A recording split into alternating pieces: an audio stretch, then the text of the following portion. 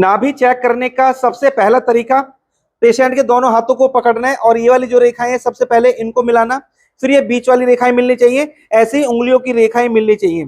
जिनकी ये सारी रेखाएं मिलती हैं इसका मतलब पेशेंट की नाभि बिल्कुल ठीक है। अगर हम इस प्रकार से मिलाएं, ये वाली रेखाएं मिलाई और ये वाली रेखाएं नहीं मिल पाती, यानी कि इस तरह से ऊपर नीचे आते हैं, तो कहते हैं कि इनकी नाभि अपसेट है। पेशेंट के दोनों पैरों को इस प्रकार से पकड़ना, सबसे पहले एड़ी को मिलाना, फिर ये बीच वाले भाग को मिलाना, फिर दोनों अंगूठे समान आने चाहिए। अगर पेशेंट के दोनों अंगूठे समान आते हैं, इनकी दूरी बराबर आती है, इसका मतलब नाभि बिल्कुल ठीक है।